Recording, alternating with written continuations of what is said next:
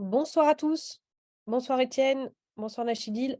Bienvenue sur ce dernier webinaire des vendanges du savoir de notre cycle Les vendanges en ligne sur le climat, la vigne et le vin.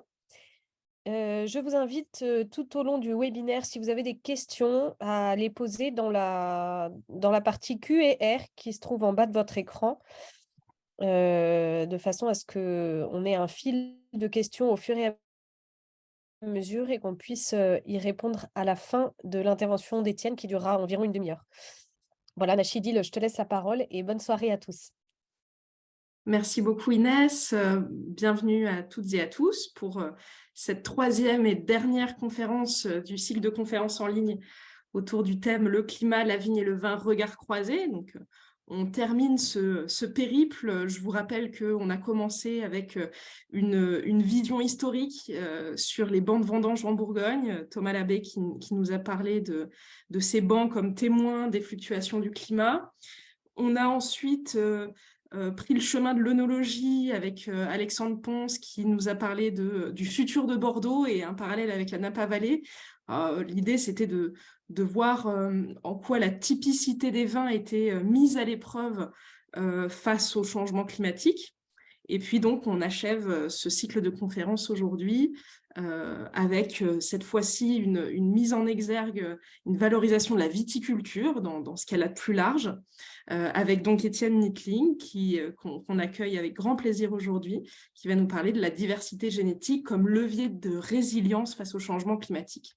Et puis, je vous rappelle qu'on se retrouve très vite également à la Cité du Vin, dès le 21 février, pour une future conférence sur Sauterne et pourriture noble, un champignon au service du goût. Donc, cette fois-ci, c'est Philippe Darier, professeur d'œnologie à l'ISVV, qui viendra vous expliquer tout ce qu'il y a à savoir sur cette grande thématique.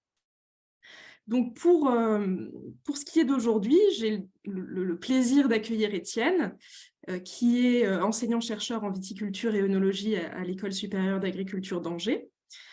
Étienne est membre du groupe de recherche en agroalimentaire sur les produits et les procédés, donc le laboratoire GRAP.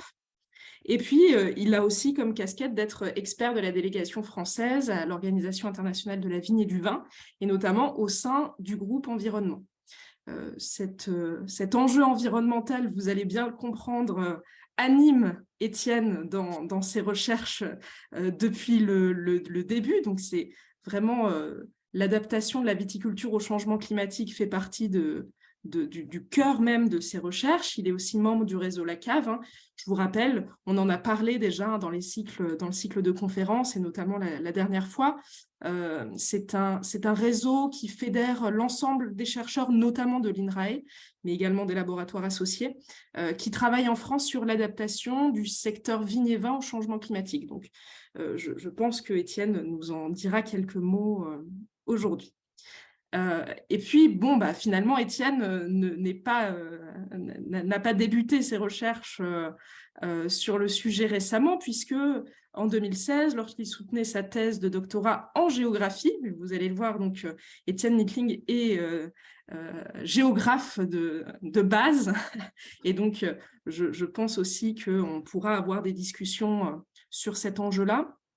Il a donc soutenu cette thèse à l'université de Rennes 2, et cette thèse avait pour titre l'adaptation de la viticulture au changement climatique vers des stratégies à haute résolution. Autant vous dire que on est quand même en plein dans le cœur du sujet.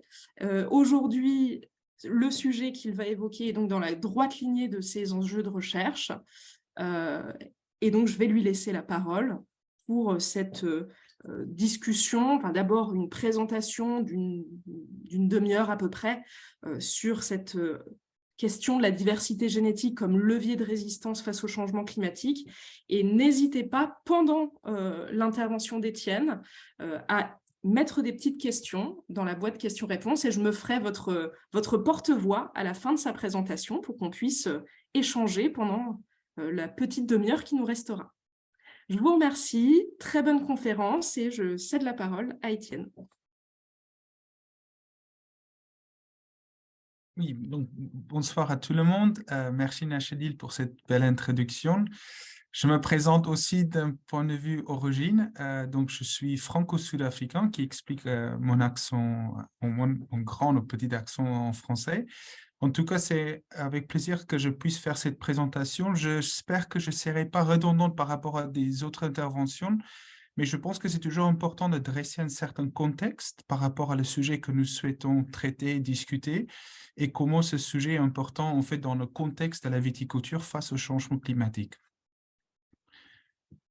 Donc, tout d'abord, quand on regarde en fait cette notion d'identité et notamment l'adaptation du cépage, on est quand même sur un produit qui a toujours été produit localement et commercialisé dans le monde. Et donc, le secteur vitivinicole a toujours mis quelque part l'accent fort sur les cépages cultivés et, comme un moyen en fait d'exprimer à la fois la qualité, mais aussi cette notion d'authenticité qu'on retrouve dans nos appellations en France.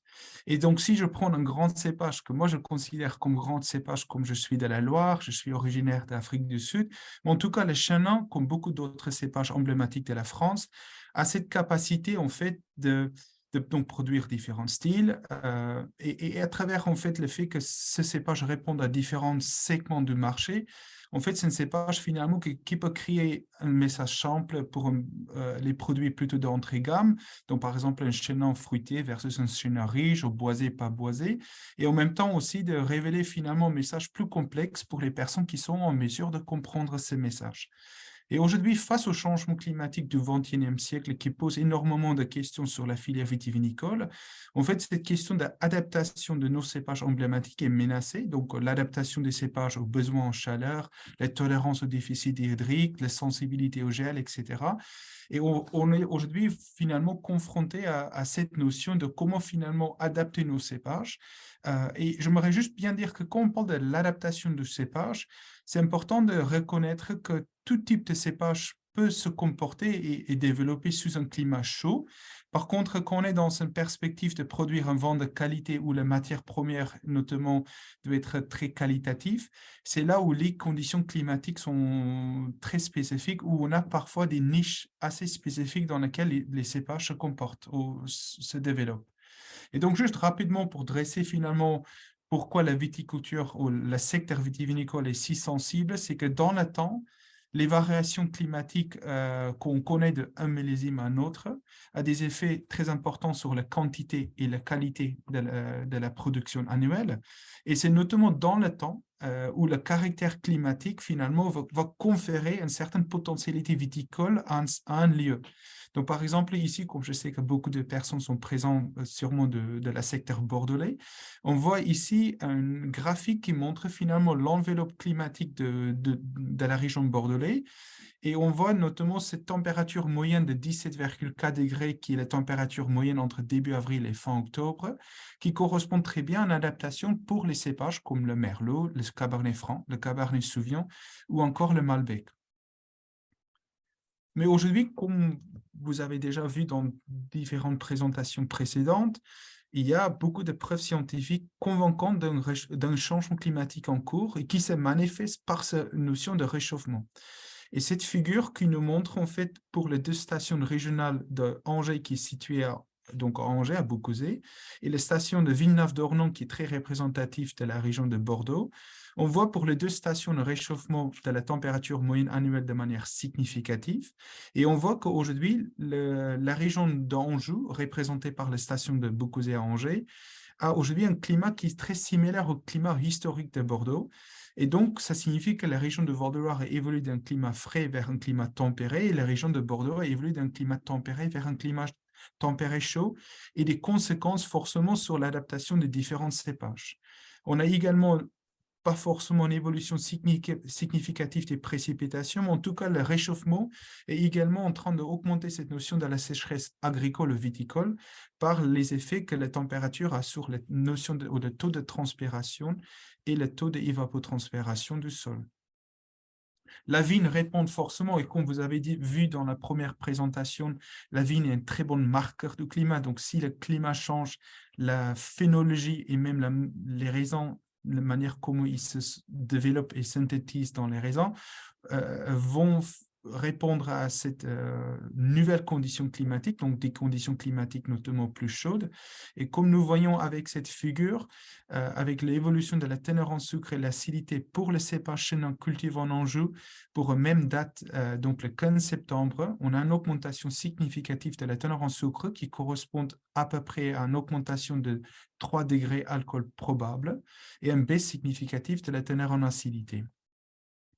Et ce qui est notamment aujourd'hui au centre de la question de la stabilité économique des domaines viticoles, c'est notamment toutes les extrêmes climatiques qui sont de plus en plus fréquentes et intenses et qui influencent notamment le volume des vents produits et qui menacent ou qui met beaucoup en question la stabilité économique des domaines viticoles, voire des régions viticoles.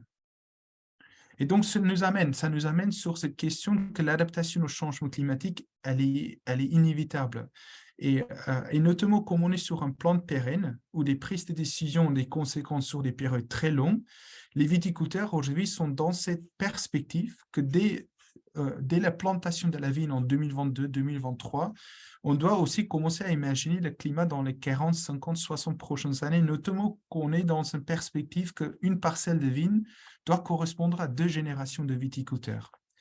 Et donc, ce qui rend cet exercice encore plus difficile, c'est notamment cette projection climatique où beaucoup des modèles nous montrent qu'on sera de plus en plus confronté à des climats encore plus radicaux par rapport à des climats historiques que nous avons observés jusqu'à aujourd'hui, y compris 2022. Et donc, juste pour vous exposer rapidement à laquelle un viticulteur est confronté, à la fois, c'est cette variabilité qui existe. Donc ici, c'est la variabilité des conditions climatiques mesurées sur la station de référence en Anjou-Saumur à Montrébellé de 1976 à 2022. Vous voyez notamment une figure qui représente également les conditions moyennes de la température saisonnière entre avril et septembre. On voit également la moyenne des sommes de précipitations. Et donc, quand une millésime est classée plutôt comme plus frais et plus humide, ce millésime se retrouve plutôt en haut à droite. Et plus que le millésime est plus chaud et plus sec que la moyenne, plus le millésime est situé en bas à droite. Tout à l'heure, j'ai expliqué, je voulais dire en haut à gauche et en bas à droite pour les millésimes plus chauds et plus secs. Et donc, nous voyons que 2022, le millésime qu'on a connu l'année dernière, qui était un millésime très chaud, avec notamment énormément de jours où les températures étaient supérieures à 35 pendant la période estivale, est notre millésime le plus chaud. Et en Anjou-Saumur, en tout cas, le millésime le plus sec, c'est le millésime 90. Et si nous considérons les climats simulés ou les conditions climatiques simulées pour le futur proche, donc à l'horizon 2050, nous voyons une certaine tendance où des millésimes vont devenir encore plus chauds et plus secs, où 2022 représente encore une bonne moyenne des conditions attendues. Mais c'est notamment cet horizon lointain, à l'horizon 2100, où on voit en fait des conditions qui deviennent radicalement différentes et un millésime comme 2022 devient même un millésime assez normal à ce moment-là, sous le scénario où l'émission de gaz à effet de serre qu'on appelle RCP 8.5, qui est un scénario plutôt pessimiste, où les activités humaines n'ont pas beaucoup changé ou modifié pour réduire notamment l'impact sur l'environnement. Mais heureusement, aujourd'hui, dans un certain risque et certaine gestion à ce type d'événement, les viticulteurs sont de plus en plus préoccupés par la manière comment le changement climatique influence leurs activités. Et c'est très important parce que pour évoluer d'une approche qui est plutôt réactive face au climat, les viticulteurs sont aujourd'hui en fait nécessaires d'avoir une approche plutôt proactive et d'intégrer en fait le changement climatique dans leur prise de décision. Donc, une perception plus accrue au changement climatique signifie également derrière une forte volonté de faire modifier leur stratégie d'adaptation au changement climatique. Et donc, juste rapidement, pour dresser un contexte, on a mené une étude à l'échelle internationale qui était menée dans 18 pays du monde, comme vous voyez la France, le Portugal, le Japon, le Canada, l'Australie. Et on voit que clairement, la majorité des viticulteurs considèrent aujourd'hui le changement climatique est en cours. Ça représente notamment en France un pourcentage de 84% des viticulteurs interrogés que nous pouvons mieux visualiser encore sur ce diapo, sur l'ensemble des régions viticoles où nous avons mené l'enquête et où nous voyons en fait très peu de vignerons qui sont dans le doute ou qui ne répondent pas ou qui ne considèrent pas un changement climatique est en cours. Et donc, forcément, une fois que nous avons dressé ce contexte, on peut très bien parler des différentes stratégies d'adaptation. Et ça m'amène un peu vers le sujet que nous discutons aujourd'hui sur la diversité génétique qui est un levier d'adaptation. Si nous considérons les travaux qui étaient menés dans le métaprogramme LACAF de l'INRAE, comme Nachadil l'a mentionné au début, on avait notamment cette action qui était menée par un groupe prospectif où nous avons en fait un axe qui s'appelle l'axe d'ampleur d'innovation qu'on met en place, qui va d'une stratégie très conservatrice vers une stratégie très innovante, notamment pour une parcelle donnée ou un domaine viticole, ou une stratégie qui est plus en fait sur une ampleur de délocalisation, une ampleur plus qui utilise l'espace géographique comme levier d'adaptation, où on va d'une stratégie conservatrice vers une stratégie plus nomade.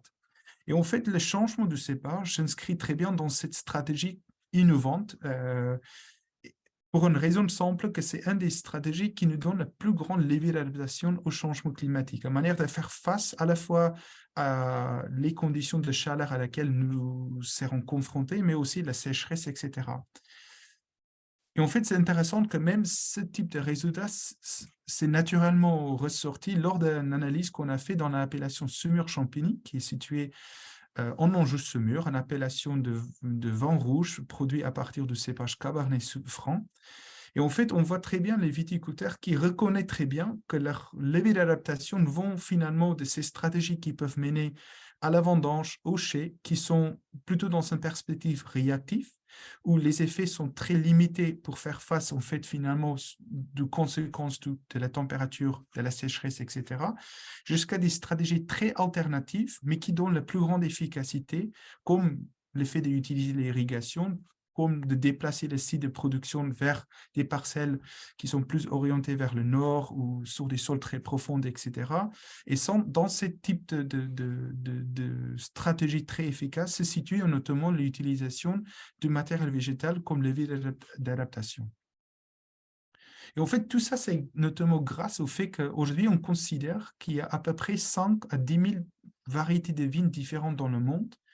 En fait, toutes ces variétés, ou nombreuses variétés, sont à l'origine du cépage qu'on cultive en Europe, qui est issu du genre Vitis, et l'espèce qui est cultivée, c'est donc le vinifera, donc qu'on appelle les variétés Vitis vinifera. Et tout ça, c'est né à partir de croisements qui se sont faits naturellement par la voie sexuée, où chaque pépin, en fait, qui était prélevé et sémé, a donné une variété, un individu différent, portant un mélange de caractères des deux génotypes parents, qui peuvent être donc des raisins noirs, blancs, un comportement plutôt précoce, tardif, etc., etc. Et donc, un très bon exemple pour montrer en fait ces cépages qui sont nés naturellement dans la nature, c'est notamment voilà, la grande famille de Pinot Noir qui s'est souvent croisée avec le Gouais blanc et qui a donné des cépages qu'on connaît aujourd'hui, le Chardonnay, le Gamay, etc. Et donc, en dehors de cette diversité de types de variétés de vignes qui existent dans le monde, donc à la fois des variétés raisins de cuve et raisins de table, bien sûr. On doit aussi savoir que chaque variété a ses propres besoins climatiques. C'est-à-dire que déjà, l'espèce vinifera, donc Vitis vinifera, a ses propres besoins climatiques et qui explique pourquoi la vigne est cultivée dans certaines zones géographiques dans le monde, où les températures en dessous de 10 degrés deviennent trop froides, ou les températures au-dessus de 20 degrés annuels deviennent trop chaudes. Mais en tout cas, chaque cépage a également ses propres besoins climatiques et c'est cette diversité écoclimatique ou des besoins écoclimatiques de différents cépages qui finalement proposent un ensemble de possibilités à la filière de comment s'adapter au changement climatique. Et c'était notamment les travaux qui étaient menés dans le cadre de la thèse d'Amber Parker à Bordeaux, qui se sont suivis finalement avec une publication en 2013 et qui nous ont permis cette classification des cépages, allant des cépages précoces comme le pinot noir vers des cépages tardifs comme le honey blanc, et où on avait une plus grande connaissance au niveau régional, comment ces différents cépages, les besoins climatiques différents. Donc, on voit ici sur la figure des besoins climatiques pour le cépage d'étendre la floraison, la véraison et la maturité à 200 grammes par litre. Et on voit finalement cette grande diversité qui existe selon leurs besoins climatiques. Et donc, aujourd'hui, face au changement climatique, beaucoup de projets, en fait, s'inscrivent dans cette perspective. C'est-à-dire que à travers l'amélioration de l'innovation variétale, soit on peut utiliser la voie asexuée, donc la propagation végétative, où on sélectionne des individus dans une population existante et qu'on va donc tester et proposer à la filière, ou soit de s'inspirer de ce qui était auparavant la manière comment toutes les variétés de vignes sont créées, de créer finalement des nouvelles variétés. Et aujourd'hui, voilà un projet qui est un projet phare dans ce contexte-là, et le projet VitaDapt, qui est un projet donc à Bordeaux, mené par Bordeaux Sciences Agro, ISVV et l'INRAE, et où on va tester donc 52 cépages dans une même parcelle, donc des cépages blancs, des cépages rouges. On va les comparer à nos cépages emblématiques de Bordeaux, et on va voir comment cette population se compare et quels sont les cépages qui sont potentiellement plus adaptés à des conditions climatiques futures. Et comme je vous ai parlé aussi de cette voie sexuée, qu'on peut donc finalement s'inspirer également, on a aussi le programme Resture qui existe aujourd'hui, donc un programme piloté par l'INRAE depuis les années 2000 et qui ont amené en 2018 à la proposition de 4 nouvelles variétés qui se sont inscrites dans le catalogue français. Et donc, c'est 4 cépages, 4 variétés aujourd'hui qu'on peut utiliser dans les vignobles, surtout à partir des débuts de cette année aussi dans les appellations sous forme d'une variété qu'on appelle VIFA, des variétés à intérêt d'adaptation au changement climatique. Et donc, c'est des variétés qui sont créées par la hybridisation, où on va donc croiser nos cépages Vitis vinifera avec des variétés Vitis qui ont donc des gènes ou des propriétés qui permettent en fait d'avoir une résistance durable aux différentes maladies fongicides de la vigne, donc notamment le UDM et le mildiou. Mais il y a encore beaucoup d'incertitudes à la fois dans le temps, de comment en fait le climat va changer. En fait, le viticulteur, quelque part, est confronté à le scénario où le climat peut se réchauffer de 2, 3, 4 degrés et qui, à l'échelle fine, va avoir différentes conséquences. Donc, cette grande incertitude sur à la fois temporellement comment le climat va changer, mais aussi spatialement, comment finalement mettre en place des stratégies d'adaptation locales qui sont en fait spécifiques au contexte. Mais aujourd'hui, en fait, on est confronté à cette incertitude qu'on doit accepter et en même temps chercher des stratégies qui permettent d'améliorer la résilience. Et donc, la résilience, c'est un concept qui regarde notamment ces facteurs internes, mais aussi externes, qui définissent finalement le viticulteur et son environnement. Et donc, si on revient un peu à l'introduction en fait finalement de cette conférence, c'est finalement de comprendre comment le cépage s'inscrit aussi dans l'identité du vin et comment finalement un marché peut être aussi sensible finalement à un changement de cépage, etc. Et donc aujourd'hui, quand on regarde un autre sujet qui a reçu très peu d'attention et qui aujourd'hui est mon sujet de recherche dans le cadre de mon ANR jeune chercheur, c'est de regarder comment en fait la diversité intracépage, intravariétale, est un levier d'adaptation au changement climatique. Donc, juste pour vous rapidement expliquer de quoi nous parlons, donc comme je vous ai expliqué, une variété de vigne en fait est issue de 2 parents où en fait on avait une voie sexuée qui a donné lieu à une reproduction sexuelle, un pépin. Et ce pépin finalement va donner donc lieu à une variété comme le cépage Chenin Blanc, qui est une variété unique. Et ensuite par la voie asexuée, donc la propagation végétative, on va donc proposer ce nouveau cépage ou cette nouvelle variété à la filière et on va la propager dans l'espace. Et lors de cette propagation végétative, le cépage ou la variété va subir différentes mutations somatiques et qui vont donc au fur et à mesure proposer en fait un ensemble de différents clones qui ont des caractéristiques phénotypage très différentes et qui les rendent certaines plus précoces que d'autres, plus tardives que d'autres. On peut aussi avoir différents comportements sur la vigueur, la taille des baies, la forme des feuilles, etc., etc. La meilleure manière de voir souvent en fait ces diversités qui existent au sein d'un même cépage, c'est que quand on rentre dans un vieux parcelle, notamment un parcelle qui était issu d'une sélection massale, et on va voir en fait finalement chaque individu va être un peu comme une population humaine. On a tous un peu la même, on a les mêmes gènes quelque part, mais on a des personnalités très différentes.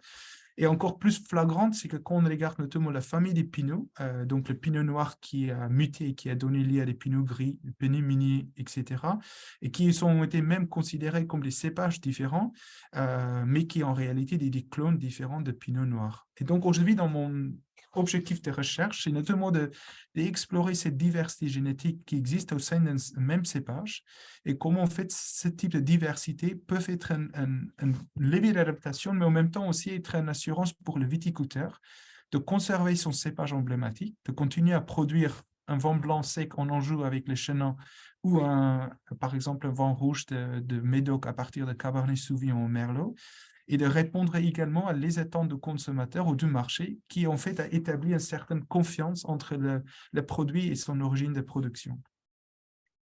Et donc l'avantage qu'on a en France, c'est qu'on a mis en place des conservateurs régionaux qui regroupent un ensemble d'individus représentatifs de cette diversité intravariétale avec des objectifs de préserver ce patrimoine viticole qui existe, de conserver des gènes ou des individus qui ont un intérêt agronomique actuel et futur. Donc, il n'y a pas d'exclusion. L'idée, c'est de vraiment conserver l'ensemble de la diversité qui existe et finalement proposer à travers ce conservatoire des nouveaux clones qui peuvent s'inscrire en catalogue, être certifiés et être reproposés à la filière à travers les pépinières. Et donc, aujourd'hui, on a à peu près 180 conservatoires implantés en France qui représentent 136 variétés inscrites au catalogue avec plus de 20 000 individus différents, donc les accessions des clones qui sont au sein d'un même cépage. Et donc, comme vous pouvez imaginer, un réservoir de biodiversité énorme, et notamment dans un contexte de changement climatique, un grand levier d'adaptation pour maintenir nos cépages emblématiques, mais d'utiliser plus intelligemment cette biodiversité qui existe au sein d'un même cépage.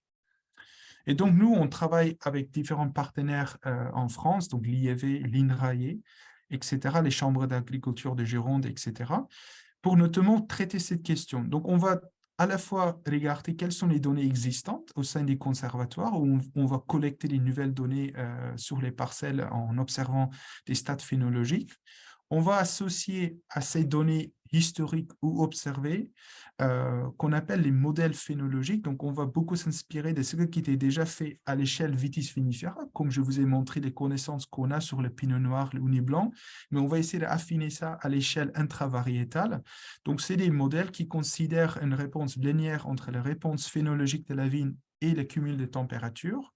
Et une fois qu'on a cette connaissance sur la partie existante, sur la partie observée, on va intégrer finalement des scénarios climatiques sur le futur, sur le période future, et on va essayer de comprendre comment cette diversité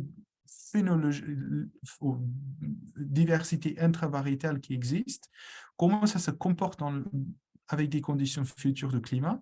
Est-ce que ce sont vraiment finalement des stratégies d'adaptation réelles pour la filière? Est-ce qu'il y a des choses positives? Est-ce qu'on peut parler de résilience et notamment moins de vulnérabilité pour la filière?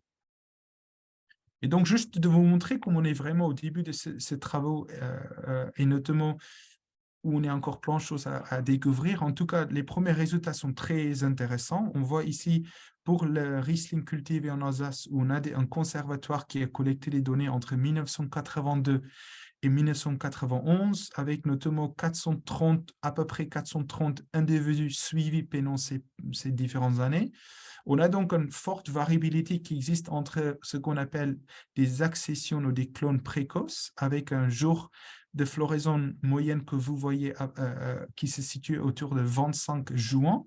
Et quand on associe à côté de cette diversité sur les jours de floraison, le cumul de chaleur, on peut voir donc une certaine variabilité qui existe entre, encore une fois, les clones qu'on considère les plus précoces et les clones les plus tardifs. Pour le stade de véraison, donc la floraison, c'est à peu près 100 jours avant la date de vendange. La véraison, c'est le stade où nous avons notamment un changement dans le métabolisme de la vigne et qui correspond au début de la période de maturation, donc le moment que le teneur en sucre va commencer à augmenter dans les raisins. Et donc, ce stade qui est un stade très important et qu'on cherche aujourd'hui à maîtriser face à l'avancée de la cycle phénologique de la vigne, c'est-à-dire qu'on cherche notamment à rester dans une période plutôt où on est sur les conditions automnales et pas forcément sur les périodes estivales. En tout cas, le stade de véraison est très important d'un point de vue phénologique pour maintenir ou pour préserver la qualité de la matière première. Et nous voyons en fait un résultat assez similaire sur les chenins. Donc ici, ce sont des données préliminaires parce qu'on a travaillé seulement sur quelques accessions, 60 accessions de chenins blancs sur les années 97 et 99 et qu'on va maintenant mener dans le conservatoire de Montrébellé qui a 441 accessions à partir de cette année sur le millésime 2023. Et donc, ce qui est très intéressant sur lequel j'aimerais rapidement faire un point, c'est qu'on s'est vite rendu compte que malgré cette diversité, en fait, nos résultats nous montrent que les valeurs qu'on connaît actuellement du cépage Chenin, en tout cas, et ça peut être le même résultat sur d'autres cépages, ça correspond surtout au degré jour qui était simulé pour les cépages par un comportement des clones précoces qu'on connaît actuellement dans notre conservatoire. C'est-à-dire que et je pense que ça va être plus clair sur ce diapo ici. Aujourd'hui, en fait, la problématique qu'on connaît dans les vignobles et qui nous explique quelque part notre vulnérabilité au changement climatique et qu'on a quelques clones qui représentent à peu près 90-80% de nos surfaces de vignes plantées. Donc ici, c'est l'exemple de Chenin et Sauvignon blanc et donc les récoltes réalisées par les pépinières en France depuis les années 2005. Et donc, nous voyons par exemple pour les Chenin blancs que nous avons 4 clones qui représentent à peu près 90% de nos vignobles plantés.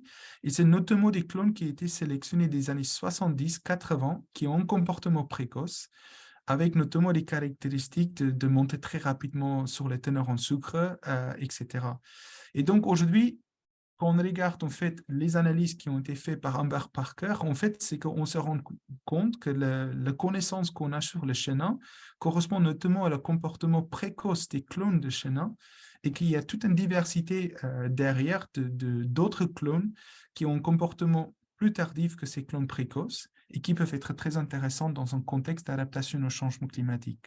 Et c'est ce que j'ai essayé de projeter un peu avec ce type d'analyse, c'est que quand on prend cette diversité entre un clone précoce et un clone tardif du Chenin blanc, donc nous voyons ça indiqué avec les mots en anglais early and late, et on le compare avec les connaissances qu'on a actuellement sur les cépages, comme le cépage Chenin, qui est un cépage moyennement précoce, et un cépage tardif comme le Houni blanc, on voit que finalement un clone tardif du Chenin peut avoir un aussi bon comportement qu'un cépage tardif comme le Houni blanc. Et dans un esprit d'adapter au changement climatique, ça présente des résultats assez intéressants où on peut finalement proposer à un viticulteur qui a cultivé toute sa vie, qui a un cépage emblématique comme le Chenin en Anjou, un autre clone de Chenin qui peuvent être aussi tardifs qu'un autre cépage et qui peuvent quelque part lui permettre de maintenir son identité dans son contexte d'un climat qui change. Et en fait, ça revient à la notion en fait, finalement de ce que les Portugais appellent la sélection polyclonale. Parce que dans tous les cas, on est face à un changement climatique qui, à la fois, progressivement change dans le temps. Depuis les années 40 jusqu'à récemment, vous voyez les conditions de température entre avril et septembre pour la station d'Angers. Mais vous voyez aussi autour toute une variabilité climatique qui existe, donc la variabilité naturelle.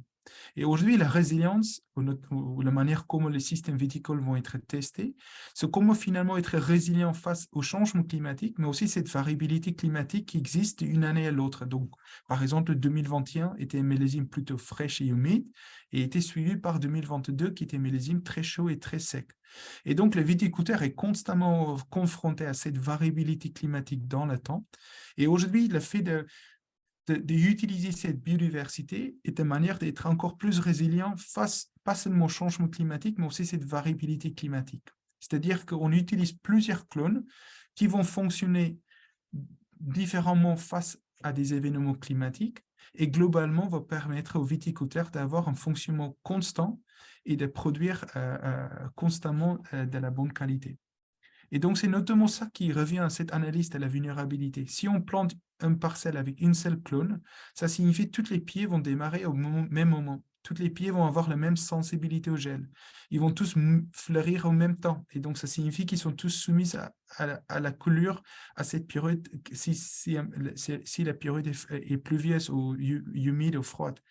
Et donc, finalement, le fait d'utiliser la biodiversité, pas seulement pour explorer d'autres accessions aux clones qui sont plus tardifs et qui sont très intéressants d'un point de vue adaptation au changement climatique, mais c'est aussi utiliser finalement cette notion de la biodiversité qui existe sous forme d'une sélection polyclonale, donc plusieurs individus de la même population, pour faire face aussi à la variabilité climatique et d'être beaucoup moins vulnérable et plus résilient.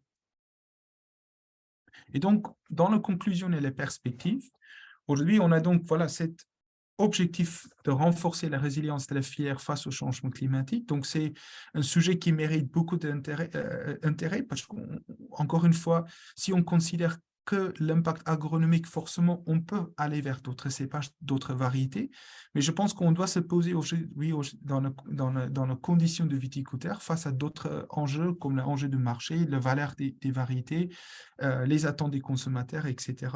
Et donc, ce projet, c'est une première orientation vers la quantification des besoins en chaleur au niveau de la diversité intravariétale. Et comme c'est un sujet qui à la fois est un sujet toujours en évolution, parce que comme je vous ai expliqué que lors de la propagation végétative, en fait, la diversité augmente avec les mutations qui ont lieu de manière constante ou de façon régulière. On a également intérêt d'aller explorer d'autres secteurs, d'autres sites, d'autres pays qui ont aussi adopté nos cépages emblématiques comme leur sien, et comment finalement les mutations ou les diversités peuvent augmenter aussi dans ces différents emplacements géographiques hors France. Et donc, c'est notamment le projet que je mène actuellement, c'est d'explorer à la fois les conservateurs régionaux de Chenin, Sauvignon blanc, Riesling, Sémillon, etc., mais aussi d'aller prospecter ou de réaliser un travail un peu où l'Afrique du Sud, l'Australie, le Chili, qui ont un climat à 3-4 degrés plus chaud que la France, et quelque part aussi nos analogues climatiques, ça nous donne une idée de comment le climat va continuer à évoluer et comment la viticulture est possible dans ces conditions climatiques, mais aussi comment nos cépages ont aussi adapté dans ces climats-là, quelles sont les mutations qui ont lieu, quelle est la diversité qui existe sur place et comment cette diversité est une source d'adaptation pour la France. Et donc, c'est tout un travail qu'on va mener sur les 3 prochaines années, où on va aussi explorer la sélection clonale ou la diversité clonale qui existe sur le Chenin et le Sauvignon blanc, par exemple, en Afrique du Sud, avec le partenaire Vinpro. Et en fait, ce travail a déjà mené à un travail qui était très intéressant d'enrichir le patrimoine existant en France, où on a prospecté du Chenin en Afrique du Sud en 2018. Et en fait, ces clones sont déjà revenus en France, seront greffés cette année à Montrébellé et ça va enrichir le conservatoire qui compte déjà 441 clones de Chenin, où on va ajouter les 18 clones d'Afrique du Sud. Et donc, c'est très intéressant parce que finalement, on voit les pays du Nouveau Monde qui deviennent une forte richesse d'un point de vue matériel végétal pour la France en tout cas, avec nos cépages comme le Sauvignon, le Chenin, le Cabernet Sauvignon, le Merlot, etc. Donc, je vous remercie de votre attention. Comme j'ai expliqué, ce projet est réalisé dans le cadre d'un financement ANR Jeunes Chercheurs. Et je remercie également tous mes étudiants qui ont toujours aidé à traiter des données, à participer à ce projet de recherche. Merci beaucoup, Étienne, pour cette présentation très riche. Ça nourrit beaucoup les discussions déjà dans la boîte questions et réponses. Donc, si vous en avez d'autres, n'hésitez pas à poursuivre vos questions que je vais du coup essayer de condenser, de résumer et de proposer à Étienne.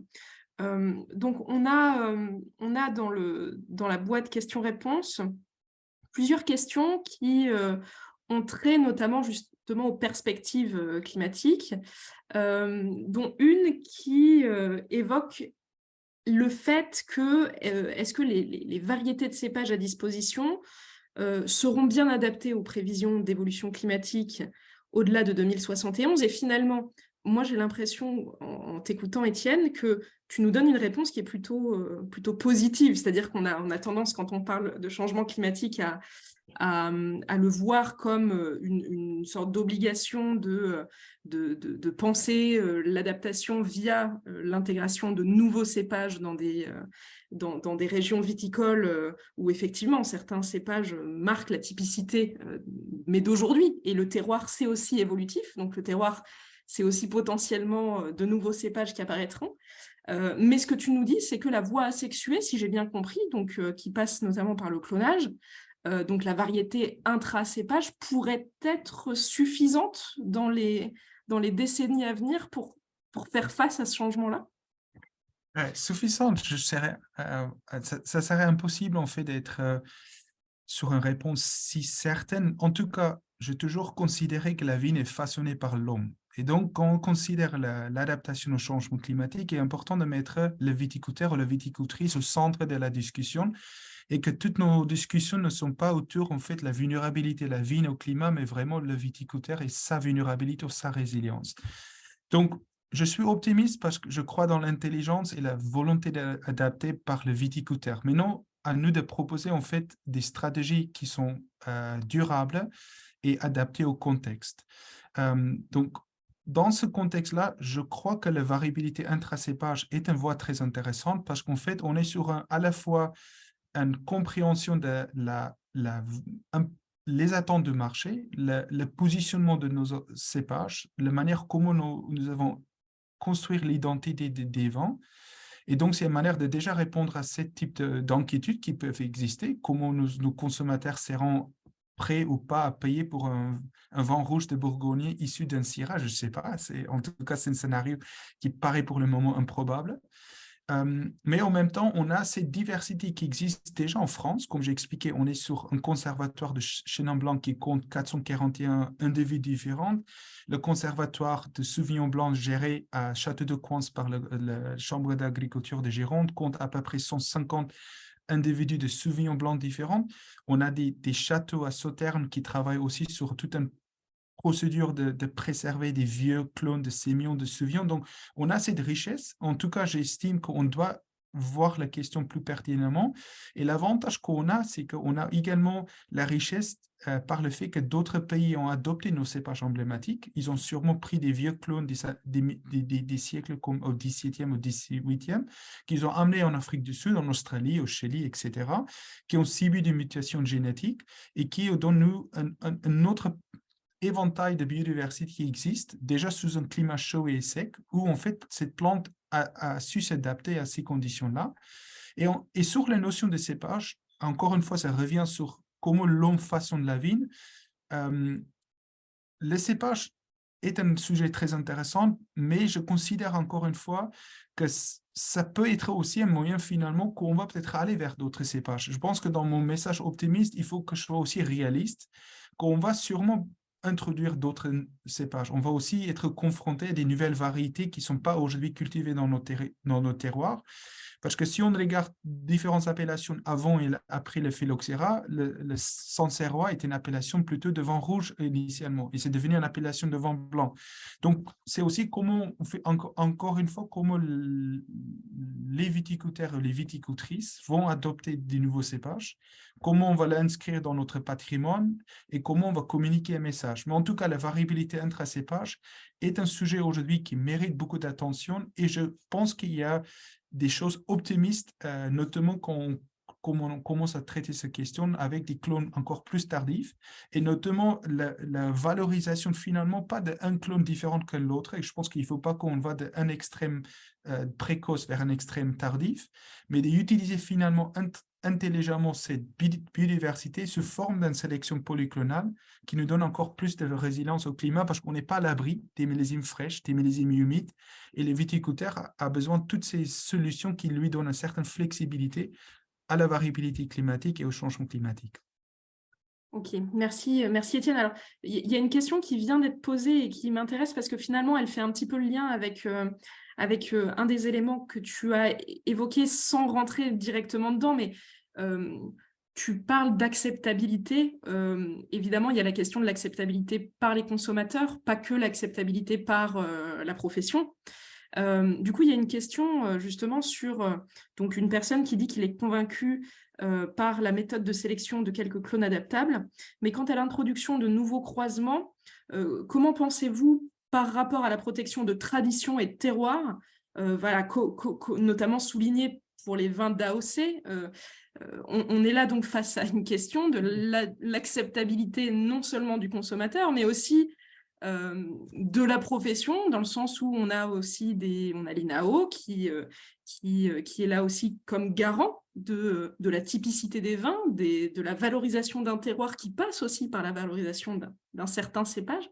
Est-ce que ça, dans les études que tu as pu mener, cette question-là, elle est présente?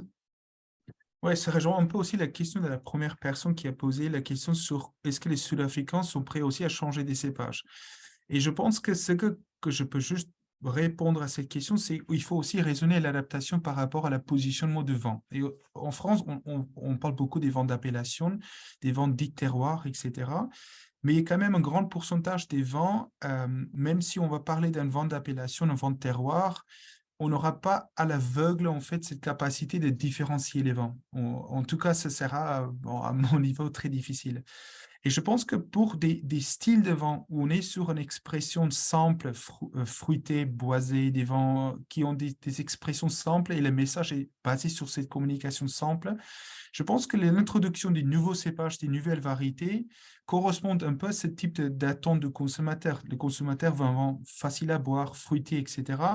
Et les nouvelles variétés peuvent très bien s'inscrire dans cette même perspective de maintenir la qualité, de maintenir une certaine typicité au niveau régional, etc., qu'on va attendre d'un vin Bordeaux vis-à-vis un vin de Bourgogne.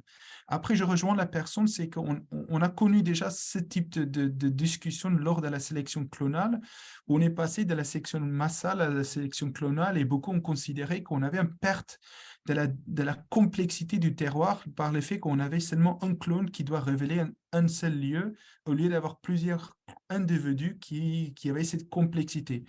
Et encore une fois, je pense que pour répondre à cette question, je pense qu'aujourd'hui, le risque est dans deux choses. C'est que, un, l'introduction des nouveaux cépages amène forcément à une certaine érosion génétique parce qu'on va remplacer un cépage qui a muté sur plusieurs siècles et qui a apporté plusieurs individus qui peuvent avoir une forme de biodiversité pour révéler un lieu par une nouvelle variété qui a un seul clone. Parce qu'on doit de nouveau donner du temps à cette cépage ou cette variété de muter et de génétiquement s'adapter au lieu.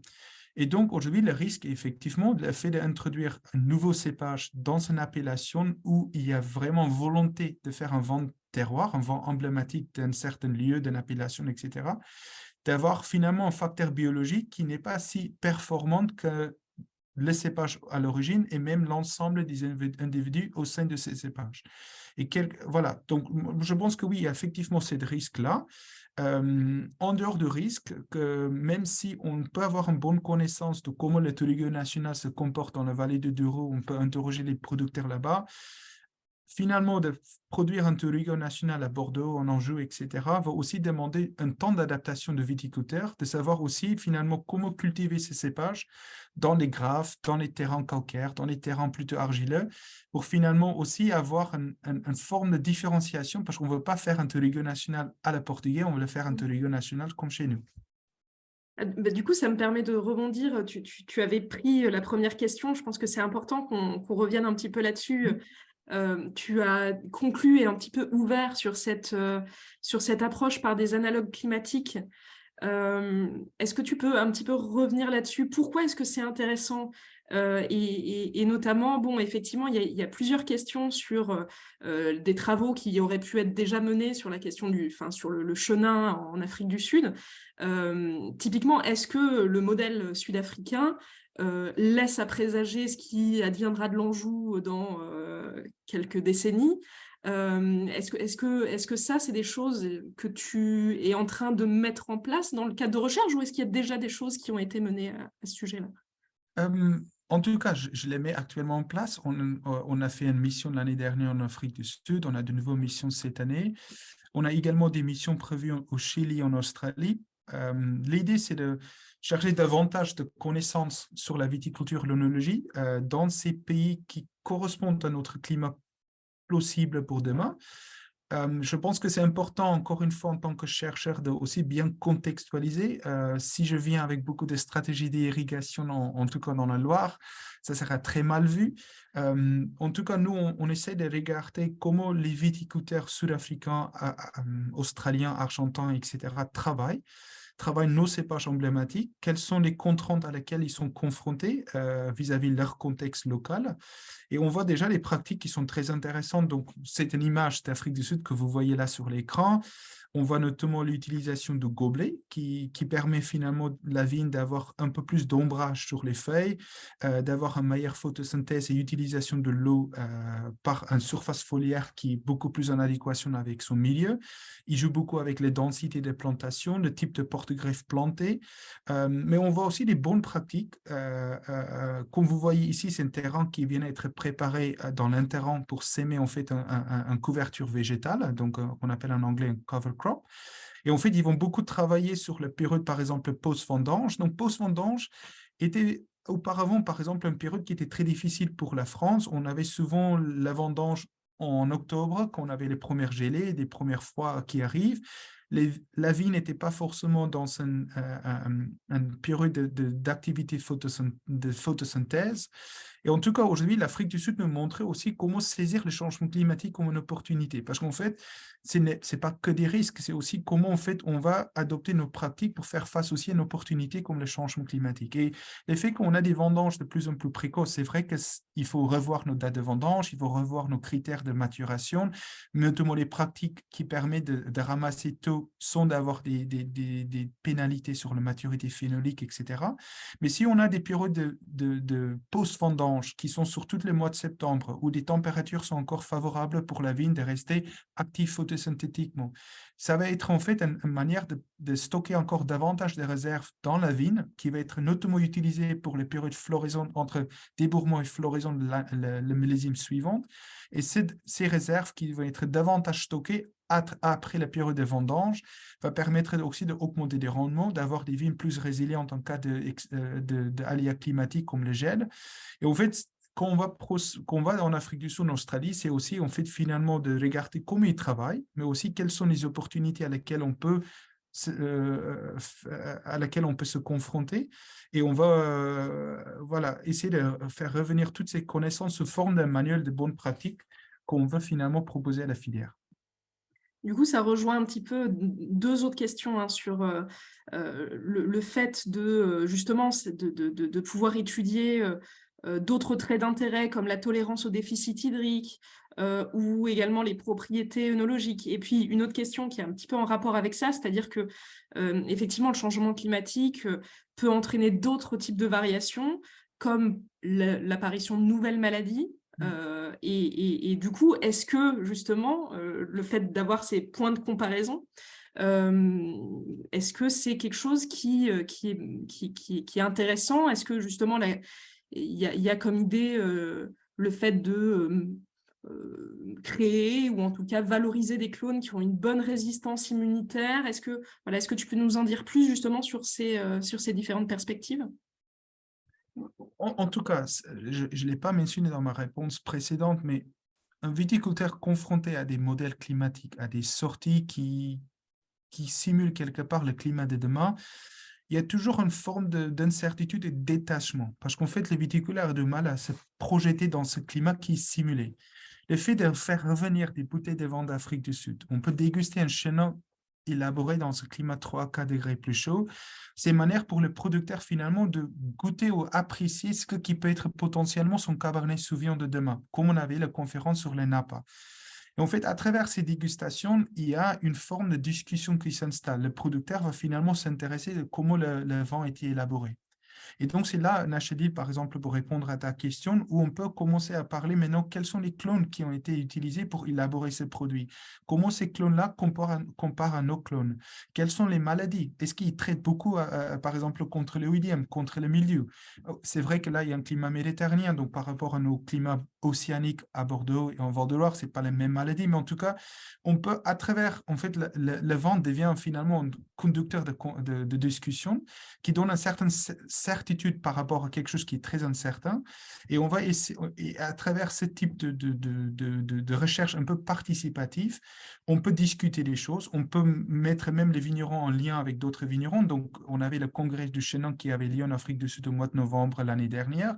70 personnes de la Loire sont parties en Afrique du Sud, dont plusieurs viticulteurs.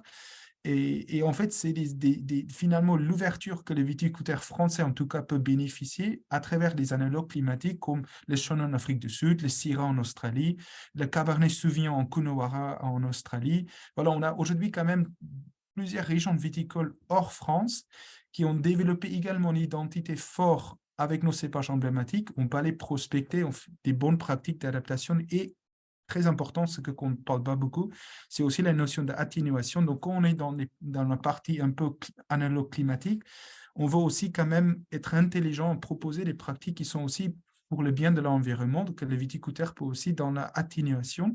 Et donc, on regarde aussi tout ce qu'on voit aujourd'hui, la viticulture régénérative, comment le viticulteur bio travaille dans ces climats-là, quelles sont les bonnes pratiques pour la gestion du sol, pour voilà, la santé du sol, etc. Alors, c'est intéressant parce que dans les questions qu'on a eues, on a eu plusieurs questions sur des cépages précisément. Pour résumer, est-ce que certains cépages bénéficient d'une diversité intravariétale plus importante que d'autres? On a eu des questions sur le merlot, on a eu des questions sur le chenin. Est-ce que tu peux répondre à ça? En tout cas, je n'ai pas de la réponse à cette question, mais je dirais qu'un cépage qui est quand même plus ancien, cultivé sur plusieurs siècles, et notamment un cépage qui a bénéficié en fait d'une étendue géographique plus que d'autres, devrait avoir une plus grande variabilité entre cépages. Juste parce qu'en fait, c'est un cépage qui était confronté à différentes conditions de sol, de climat et même des pratiques. Et donc, c'est souvent pour cette raison aujourd'hui, quand on regarde un conservatoire comme le conservatoire de Chenin, ce n'est pas seulement des individus qui viennent de la Loire, ils vont aussi prospecter du Chenin en Limoux, dans les Alpes, un peu partout où on peut trouver des pieds. Et aujourd'hui, voilà, c'est les projets à lesquels on s'intéresse beaucoup. C'est comment faire revenir des clones de Cabernet Sauvignon, par exemple, de la Napa, de Chili, etc. Parce que c'est un cépage international cultivé dans plusieurs pays et qui, par mon hypothèse de recherche, devrait avoir une grande variabilité entre cépages qui apporte l'adaptation, mais aussi ce qu'on appelle la plasticité. Cette plasticité de faire finalement, d'avoir une certaine adaptation à plusieurs types de climats. Quand tu dis plasticité, est-ce que ça veut dire résilience aussi? Est-ce qu'un cépage, plus un cépage bénéficie d'une diversité intravariétale et plus il est résilient dans ce cas-là? Oui, c'est ce que je dirais, oui. Parce qu'on revient sur le concept de la diversité.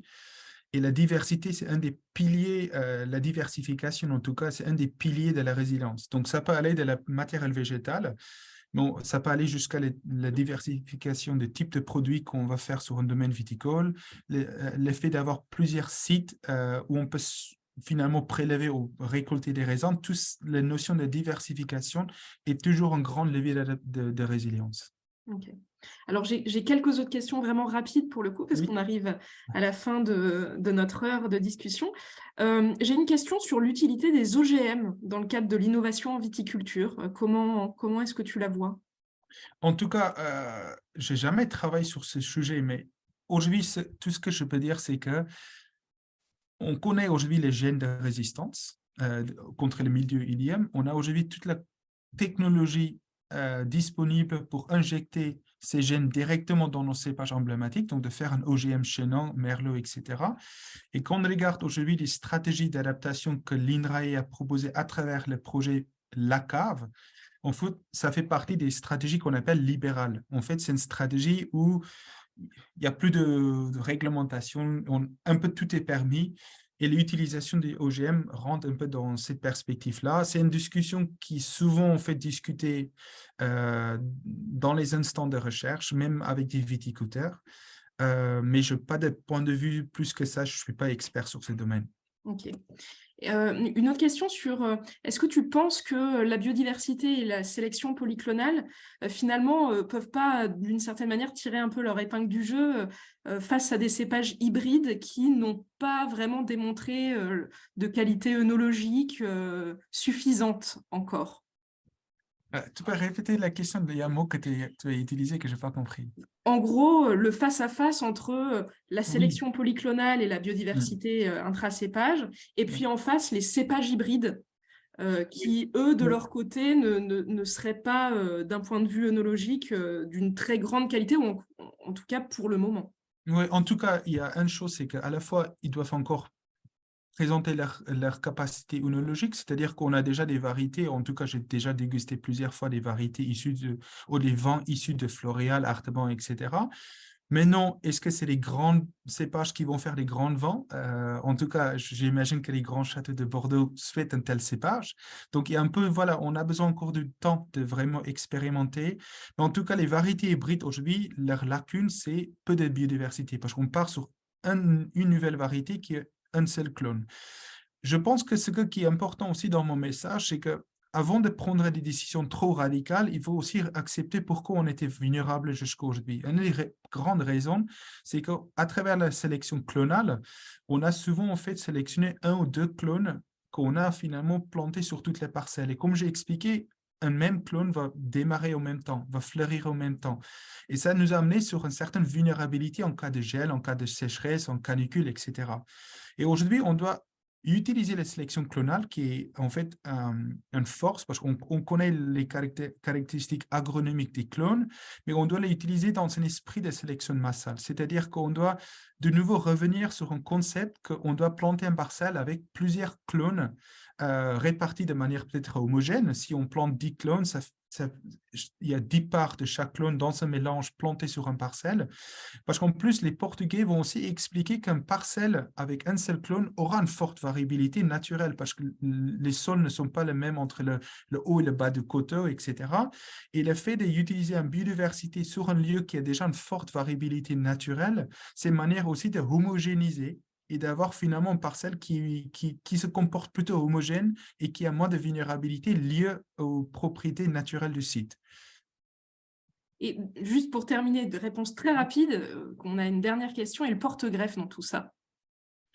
Oui, donc même en Afrique du Sud, on va regarder les variétés de porte-greffes qu'ils utilisent, même des clones qui existent au sein des porte-greffes. À Bordeaux, en tout cas, Bordeaux a l'avantage d'avoir un projet emblématique, comme j'ai expliqué, le VitaDAP sur notamment voilà, la sélection des cépages au sein de la population de Vitis vinifera. Il mène également des projets très intéressants sur le porte-greffe, même la création des nouvelles porte-greffes.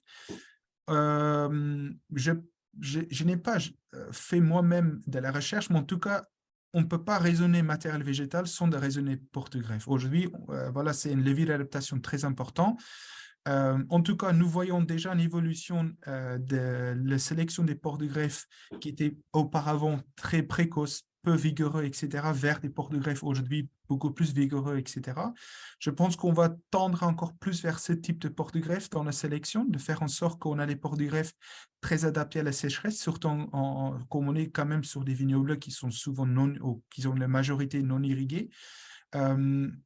Et donc, voilà, c'est intéressant aussi, comme j'ai expliqué, d'aller voir d'autres porte-greffes qui existent ailleurs et comment on peut aussi enrichir notre matériel végétal sur ces porte-greffes qui existent ailleurs. Mais aujourd'hui, en tout cas, les porte-greffes qui se comportent très bien et qui vont peut-être prendre encore plus de place dans les pépinières, c'est les porte-greffes comme les Richter 110, le Paulsen, tous ces porte-greffes très adaptés à la sécheresse et qui ont des bons potentiels de vigueur qui se traduit par un bon potentiel de rendement. Parce que voilà, aujourd'hui, on peut beaucoup parler de qualité, mais la viabilité économique d'une entreprise viticole dépend beaucoup de rendement. Et aujourd'hui, c'est cette notion-là qui est le plus menacée par la température, la sécheresse, comme j'ai expliqué, et où on a du mal aujourd'hui à même étendre des rendements qui sont autorisés au sein des appellations. Merci beaucoup, Étienne, pour tes réponses riches et précises. Et puis, merci beaucoup pour cette intervention qui nous a, je pense, beaucoup apporté à tous. Je remercie tout le monde. Je vous rappelle que le 21 février, on se retrouve à la Cité du Vin pour Sauternes et Pourriture Noble, un champignon au service du goût, donc une conférence de Philippe Darrier. En attendant, je vous souhaite une bonne soirée. Encore merci Étienne et à très bientôt avec les Vendanges du Savoir. Merci beaucoup. Bonne soirée tout le monde.